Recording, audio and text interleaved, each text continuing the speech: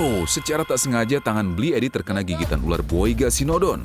Untung saja ular ini masih kecil, belum berukuran dewasa.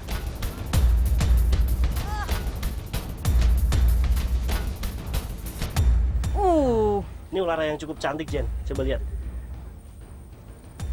Wow. Namun kalau gigitan ular boiga ini tidak mematikan, Jen, jadi cukup aman. Meskipun dia berbisa, namun lukanya kecil kan. Iya. Oh, ini bagian lukanya ya. Masih kecil soalnya. Tapi ini nggak apa-apa. Nggak apa. Boiga sinodon merupakan jenis ular berbisa dan salah satu jenis ular yang kami cari. Bisa ular ini tergolong menengah dan tidak mematikan buat manusia. Dalam keadaan tidak fit, bisa ular boiga akan menimbulkan demam terhadap orang yang tergigit. Reptil ini memiliki jenis taring Opistoglypha yang artinya taring berada di bagian dalam dan dapat menyuntikkan bisa. Ular boiga memakan burung, telur hingga mamalia kecil. Panjang maksimal rata-rata ular ini lebih dari 2 meter. Tapi kalau untuk penyebarannya sendiri, Boiga sinodon ini hanya di Bali saja dengan corak seperti ini atau di Pulau Jawa lainnya? Cukup luas sebetulnya, Jen, di Jawa ada. Karena ini masih kecil, Jen. Ya, ini Nanti masih kecil, ketika udah besar, warnanya akan berubah. Akan lebih cerah. Ya, lebih cerah. Lebih cantik ya. Ular boiga yang masih kecil pun kami tinggalkan. Oke, sekarang kita sudah mendapatkan satu ular Boiga sinodon yang memang berbisa, namun bisanya menengah. Semoga kita bisa menemukan ular jenis lainnya yang berbisa di tempat ini juga.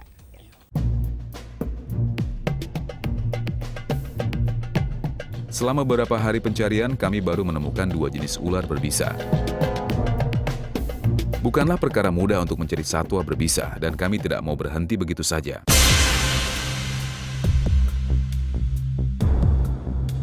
Jenny dan tim berjalan semakin ke dalam hutan bakau, setiap semak pun kami periksa.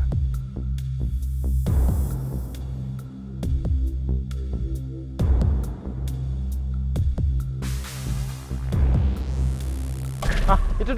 Awas. Wow, Bli Edi melihat ada ular. Awas. Nah, dia. Dia berusaha. Iya. Ini ular tambak. Oh, ini ular tambak. Iya. Ini nggak berbisa nih, Jen. Ini nggak berbisa. Dia memiliki. Iya. Ternyata jenis ular tambak yang kami temukan. Ular tambak yang bernama latin Cerberus rhynchops bukanlah jenis ular berbisa. Panjang ular ini bisa mencapai 1 meter. Habitat reptil ini pun di sekitar rawa-rawa dan juga hutan bakau. Ketika dia merasa terancam melihat kita, dia akan Dia sembunyi langsung masuk ke lubang. lubang-lubang seperti ini. Lubang ya. Iya. Jenny bisa rasain kulitnya memang agak seperti viper sih. Iya, dia bersisik berbeda seperti bersisik. viper. Tapi Dia dia berkamuflase ini- dengan baik. Dia menyerupai sisik viper cukup tajam, padahal dia tidak.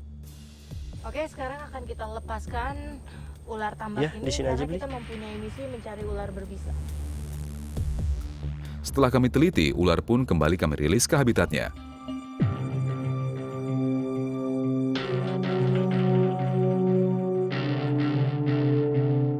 Semakin ke dalam semak semakin lebat, kami pun membelah kerimbunan ini dengan harapan bisa menemukan ular berbisa sesuai misi kami. Waktu kami di sini semakin lama semakin menipis, pasalnya air akan pasang dan membanjiri hutan bakau ini. Asli, Pan, yuk. di depan ada ular. Wow, Tio melihat ada ular di balik dedaunan hijau. Jeli sekali penglihatannya. Nih, di atas. Ini, Jen. Kita coba turunin dulu karena banyak ular viper yang dia warnanya mirip, namun dia jenisnya beda, Jen. Kita harus turunin Ya, dulu. posisi seperti itu dia udah mau menyerang, Jen. Iya. Dia udah terganggu. Iya, kita harus turun pelan-pelan dengan menggunakan hook. Yes, ular viper kami temukan. Iya, ini dia. Wow.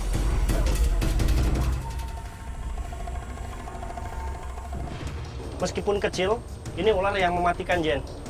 Coba Ya. lihat, perhatikan di sini. Iya. Menggunakan alat bantu untuk memegangnya karena ini adalah ular yang sangat berbisa dan mematikan. Iya. Kalau dari dekat seperti ini kita mudah mengamati dan memastikan ini jenis ular apa. Iya. Kalau dari matanya, warnanya merah, ini jenis ular Trimerosaurus insularis. Ternyata ular viper Trimerosaurus insularis yang kami dapatkan. Ular ini tergolong berbisa tinggi dan mematikan. Kami harus waspada. Ini masih ada sisa bekas shadingnya, kira-kira udah berapa hari Mas Tio? Ini baru Jen. Ini baru Jan. Iya. Karena dia kan mencari ranting-ranting yang Untuk seperti bergesekan. ini, yang cukup rapat untuk menggesekkan bagian badannya agar mudah mengelupas kulit lamanya. Kita akan melihat bagian taring ya. Kami pun akan memeriksa taring ular viper ini.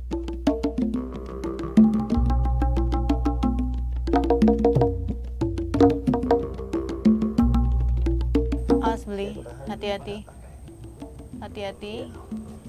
Memegangnya pun harus hati-hati. Iya, apalagi ukurannya yang cukup kecil seperti ini.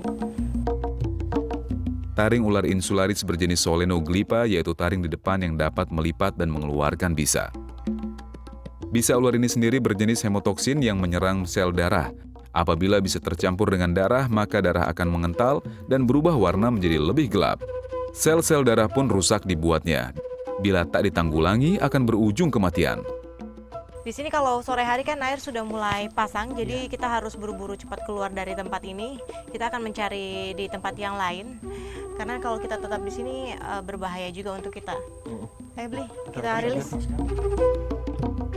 Walaupun kami tidak menemukan semua jenis ular berbisa yang ada di Bali, setidaknya kami sudah menemukan 3 jenis ular berbisa yang harus diwaspadai. Namun misi kami tidak berakhir di sini. Suatu saat pasti kami akan kembali dan melanjutkannya.